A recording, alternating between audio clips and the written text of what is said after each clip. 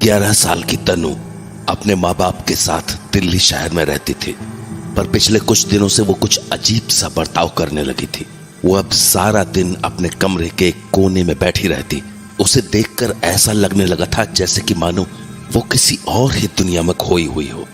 कभी वो किसी किताब को उठाकर पढ़ने लगती, तो कभी दीवार की ओर मुंह करके खिलखिलाकर हंसने लग जाया करती थी। माता पिता को उसकी ये हरकतें बहुत अजीब लगती थी, पर असली खेल तो तब शुरू हुआ जब एक रोज तनु ने टीवी पर किसी को देखकर कह दिया कि अरे ये तो बिल्कुल मुकेश जैसा लगता है। मुकेश? कौन मुकेश बेटा? तनु? हाँ? कौन मुकेश? किसकी बात कर रही हो तुम? दोस्त है मेरा। दोस्त है? हाँ। कौन सा दोस्त? मेरा दोस्त जो हमेशा मेरे साथ रहता है, मेरे कमरे में। तनु की इस बात को सुनकर उसके पिता फौरन उसके कमरे में गए, पर वहां उन्हें कोई नहीं मिला। तो उन्होंने तनु को डांटते हुए कहा, ये क्या बेकार की बातें करने लगी हो तुम? पढ़ाई लिखाई से मन भर गया है क्या, जो ऐसी कहानियां बनाने लगी हो तुम? पापा आप ऐसे क्यों बोल रहे हो? वो दोस्त है मेरा और मेरे कमरे में ही रहता है। अच्छा, दोस्त है तुम्हारा? कहाँ है ये तेरा दोस्त? मिलवा हमें। नहीं, वो बस मेरा दोस्त है और बस मुझसे ही मिलने आता है और मेरी सारी प्रॉब्लम्स सॉल्व कर देता है। अच्छा, तुम्हारा दोस्त तुम्हारे होमवर्क में हेल्प करता है?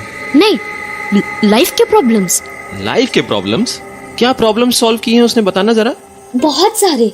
जब मुझे टेस्ट देने का मन नहीं होता तो मैं मुकेश से कह देती हूँ और वो मेरी हेल्प कर देता है। हेल्प? कैसी हेल्प? तुम एग्जाम में चीटिंग करती हो? नहीं, बस वो एग्जाम्स की डेट एक्सटेंड करा देता है जब तक मैं चाहूँ तब तक। बहुत अच्छा है वो। मेरे किसी भी फ्रेंड को मुझसे नाराज नहीं होने देता।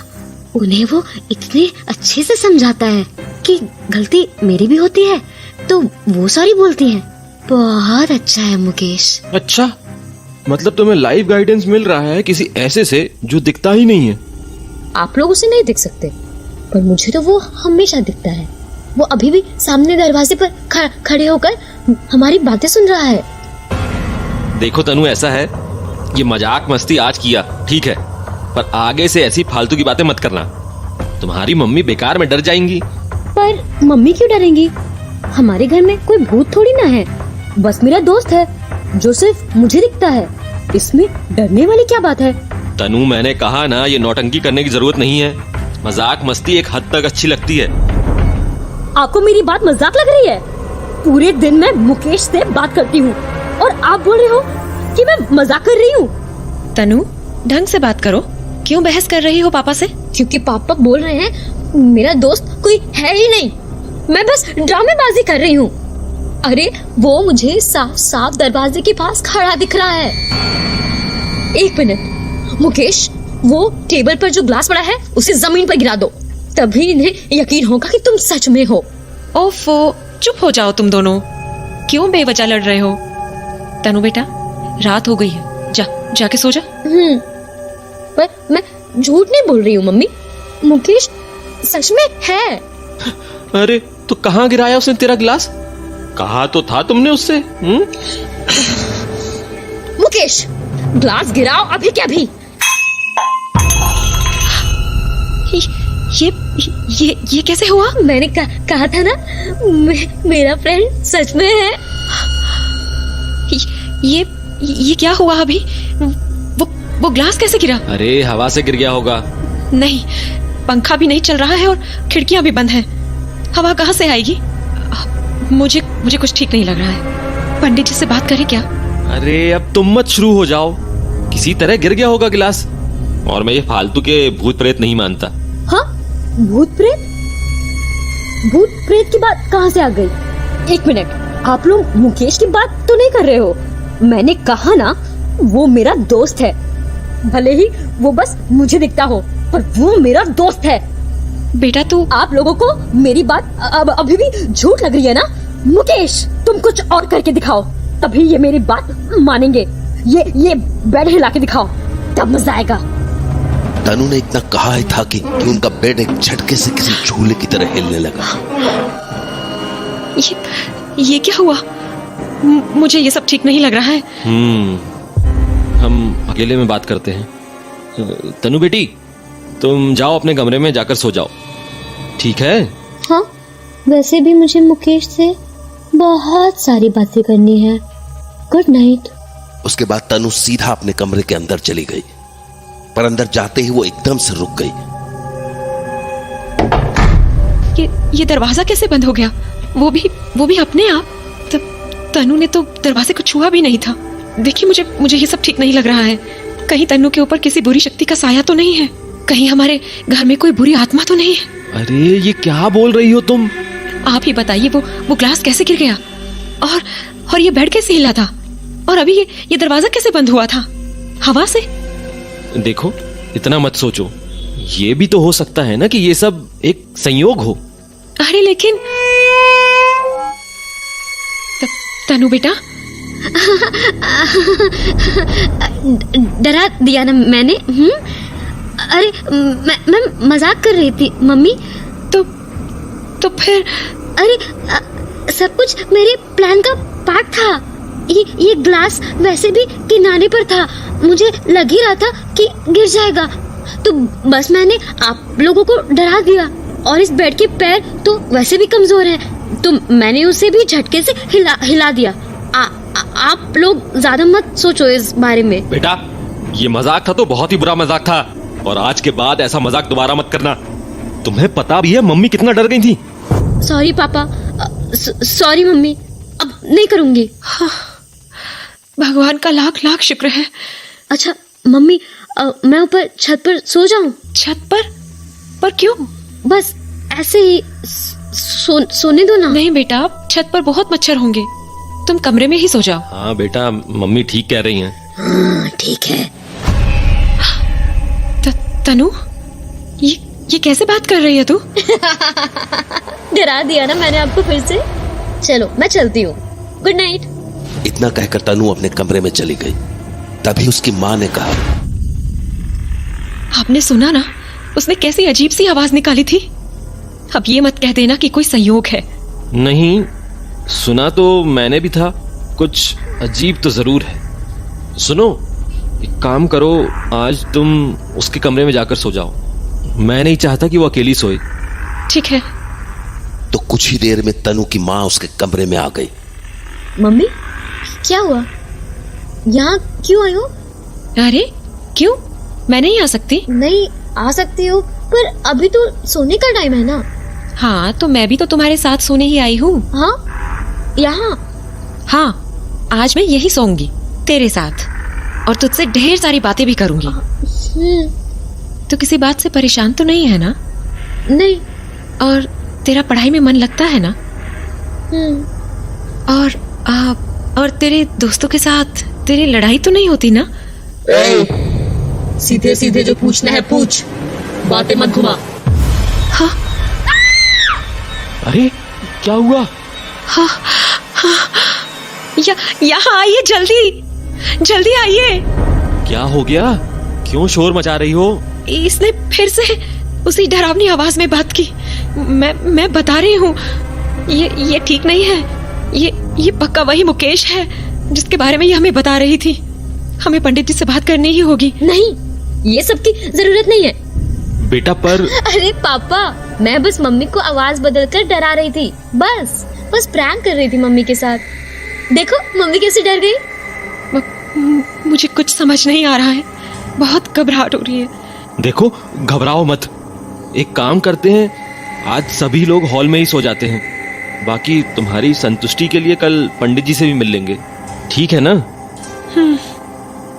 तो उसके बाद तनु के माँ बाप ने हॉल में ही गद्दे लगा दिए और अपनी बेटी के साथ वहीं सो गए। धीरे धीरे रात गहराने लगी और जैसे ही घड़ी में 3 बजे तनु की माँ की आंखें खुल गई और तब उन्होंने जो देखा उसने उनके रोंगटे खड़े कर दिए। उनकी बेटी तनु बिस्तर पर किसी जानवर की तरह बैठी हुई थी और उसके बालों ने उसके चेहरे को छिपा रखा था। तभी अचानक उसके बालों के बीच से उसका चेहरा दिखा।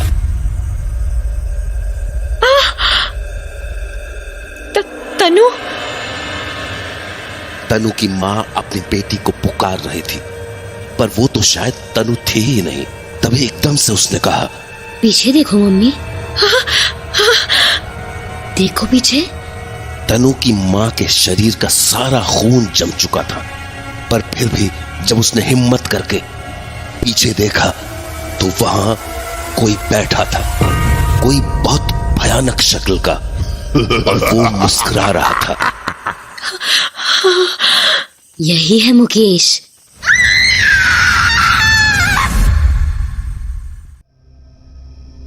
तनु की माँ की चीख सुनकर अब पिता की भी नींद खुल गई थी। अरे क्या हो गया? ऐसे जोर से क्यों चिल्लाई? वो क्या हुआ? इतनी डरी हुई क्यों है? वो यहाँ पे कोई था। कोई था? कौन था? एक अजीब सा आदमी, यही मेरे बगल में। क्या?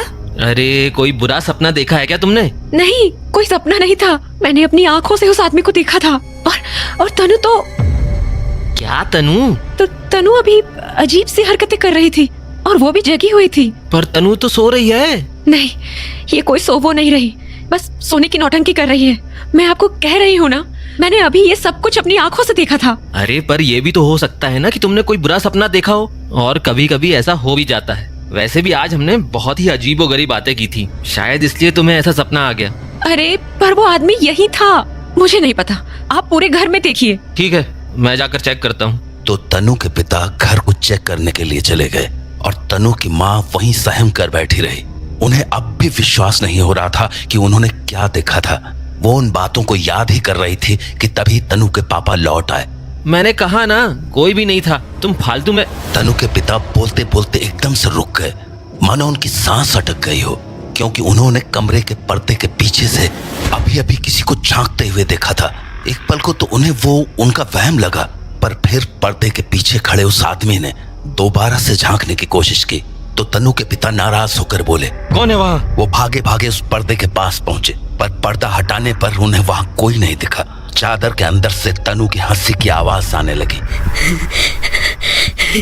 तनु, तो तब से तू सोने का नाटक कर रही थी? हाँ?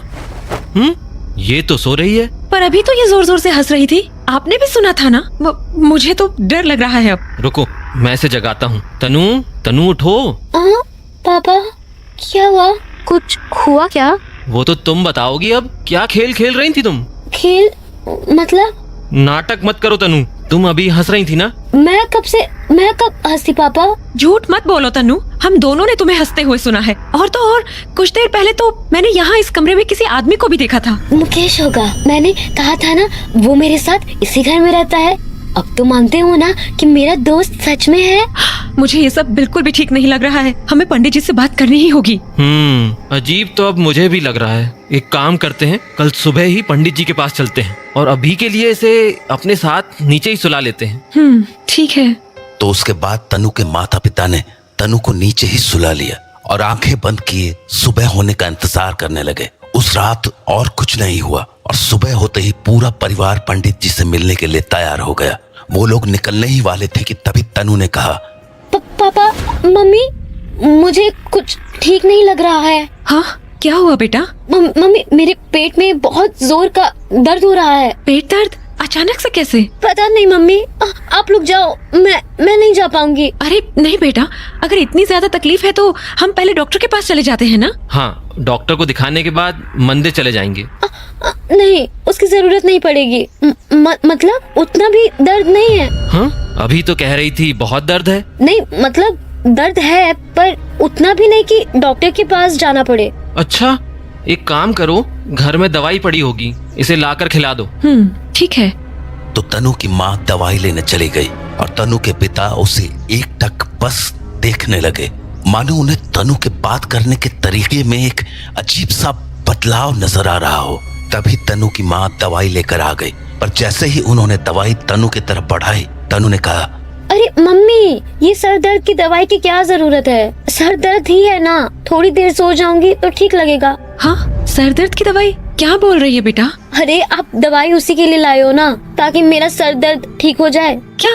अरे पर तेरे पेट में दर्द हो रहा था ना, तभी तो दवाई लाई हूँ। हाँ, नहीं, दर्द मेरे पेट में नहीं है, मेरे पाँव में है। इसलिए तो मैंने कहा था कि मैं मंदिर नहीं जाऊंगी, आप लोग जाओ ना। ये क्या बोल रही है? अभी थोड़ी देर पहले तो तूने कहा था कि तेरे पेट में दर्द था, तो फिर अब बात समझ नहीं आ रही है क्या? बोला ना तनु नहीं जाएगी।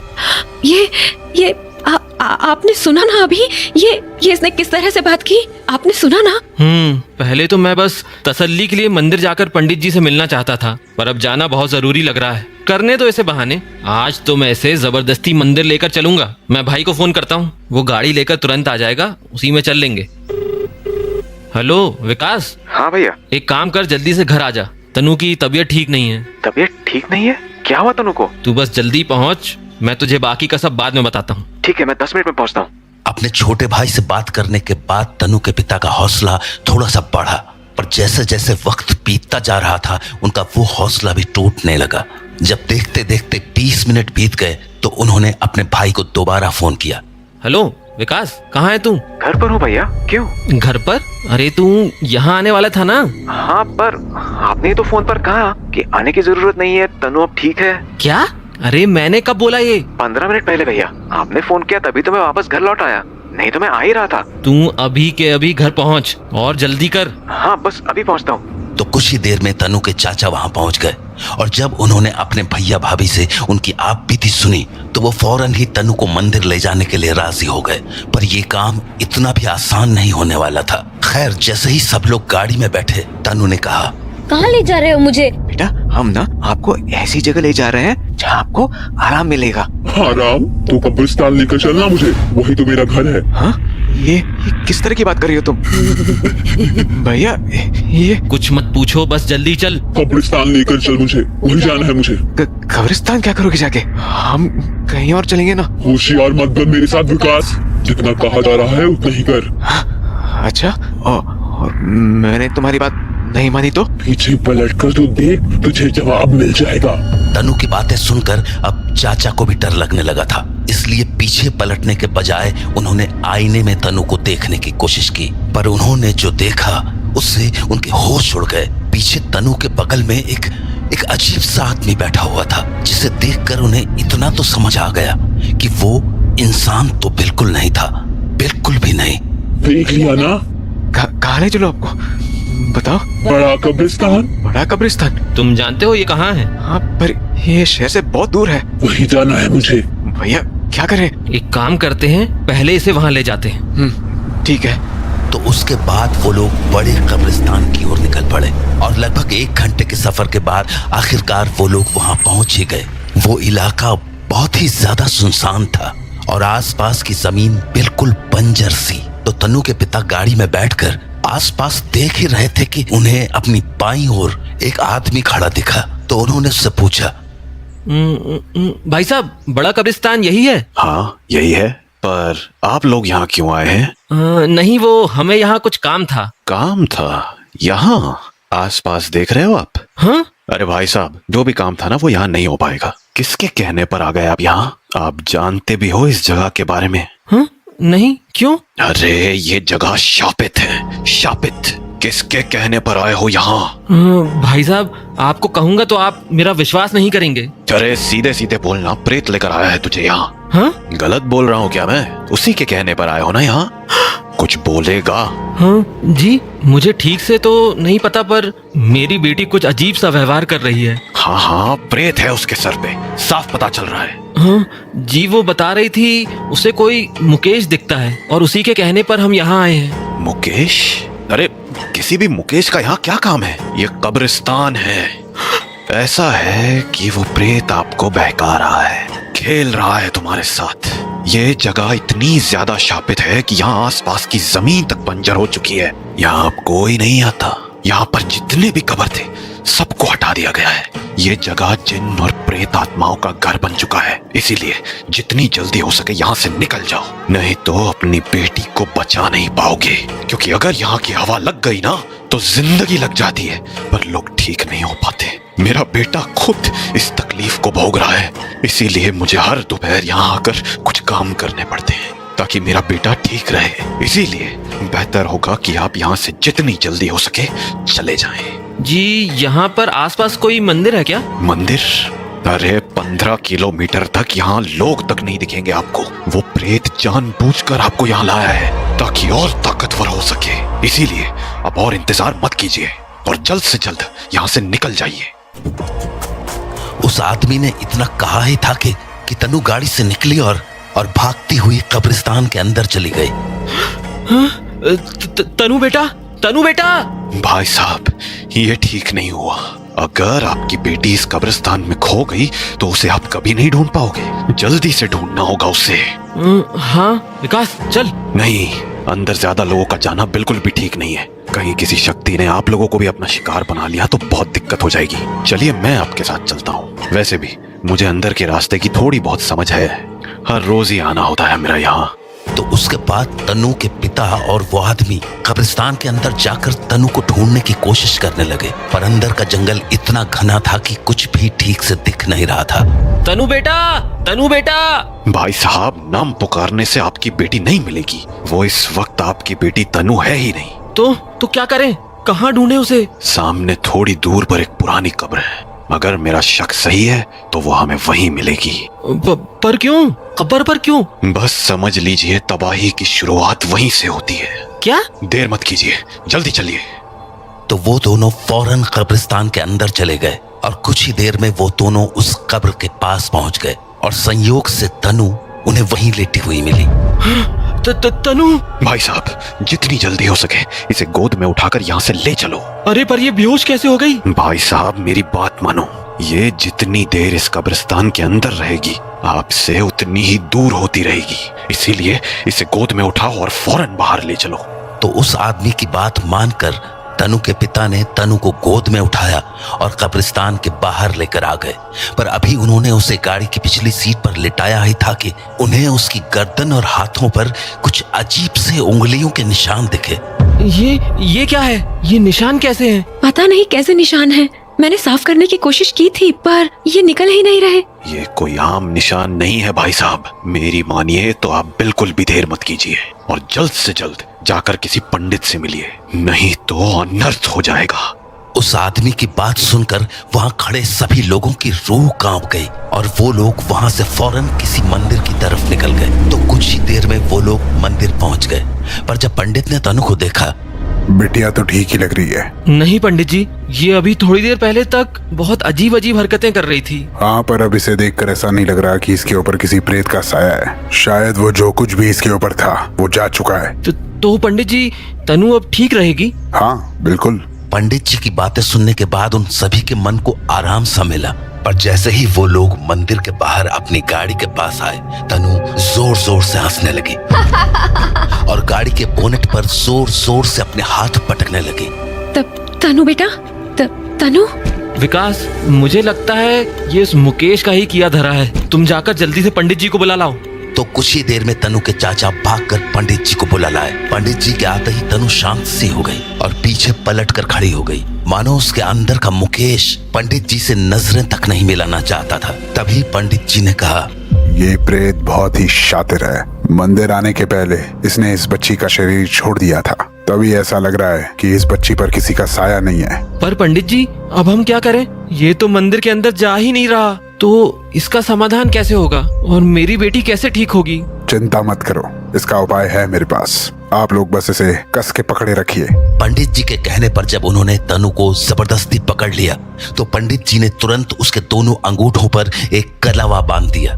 कलावे के बांधते ही तनु शांत सी हो गई। अब ये प्रेत इसके शरीर को नहीं छोड़ पाएगा। आप बच्ची को मंदिर के अंदर लेकर आइए।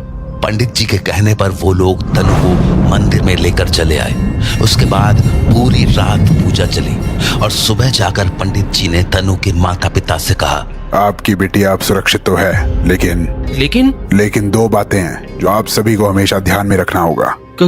कौन सी 2 बातें पंडित जी? पहला ये कि किसी भी हालात में तनु की कलाई पर बंधा हुआ धागा खुलना नहीं चाहिए और ये धागा हर महीने 2 महीने में बदलता रहना होगा, वरना संकट दोबारा लौट सकता है। मैं समझा नहीं पंडित जी। तनु के ऊपर जो प्रेत है उससे हमेशा के लिए छुटकारा पाना नामुमकिन है, इसलिए उससे बचने का एकमात्र उपाय यही है कि कि उस प्रेत को तनु के पास आने का मौका ही ना मिले।